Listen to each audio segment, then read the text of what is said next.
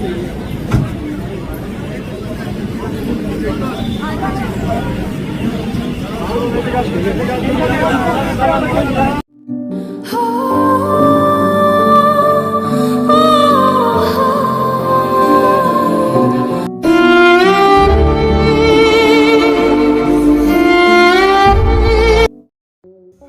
রাহুলের নিথর দেহের সামনে শেষবার সহজ বলছে, বাবা একটাবার আমার সাথে কথা বলো। বাবার নিথর দেহের সামনে ছেলে সহজের শেষবারের আকুতি, বাবা একটাবার আমার সাথে কথা বলো। বাবা তুমি কথা বলছো না কেন? অবুঝ শিশুর এই করুণ আরতি উপস্থিত কাউকে চোখের জল ধরে রাখতে দেয়নি। বাবা রাহুলের সাথে শেষ দেখা করলো ছেলে সহজ। ভিউয়ার্স, পুরো ভিডিওটি শুরু থেকে শেষ পর্যন্ত দেখে অবশ্যই আপনার মতামতটি জানিয়ে দিন। অভিনেতা রাহুল বন্দ্যোপাধ্যায়ের শেষ বিদায় এক আবেগঘন পরিস্থিতির সৃষ্টি হয়েছে।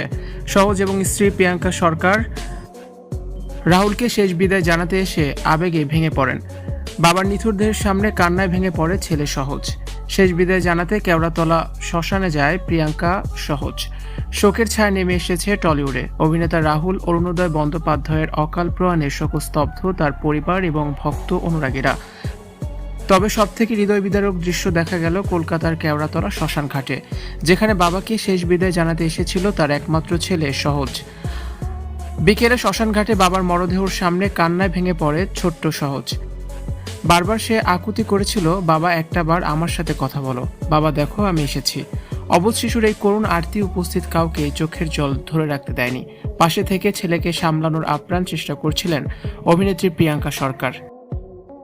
সাদা পোশাকে বিষণ্ণ মুখে ছেলেকে আগলে রেখেছিলেন তিনি, কিন্তু নিজের শোকের মাঝেও ছোট সহজের এই শূন্যতা পূরণ করার ভাষা কারোরই জানা ছিল না। সহজ ও রাহুলের সম্পর্ক ছিল অত্যন্ত বন্ধুত্বপূর্ণ। শুটিংয়ের ফাঁকে বা ছুটির দিনে প্রায় দুজনকে একসঙ্গে আনন্দ করতে দেখা যেত।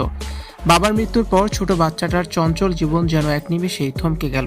অভিনেতার আকস্মিক মৃত্যুতে তার সহকর্মী থেকে শুরু করে সাধারণ মানুষ গভীর শোক প্রকাশ করেছেন।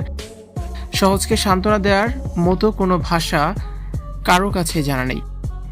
ভিউয়ার্স, বিষয়টি নিয়ে আপনাদের কি মতামত অবশ্যই কমেন্টস বক্সে জানাতে পারেন, আর ভিডিওটি শেয়ার করার অনুরোধ রইল।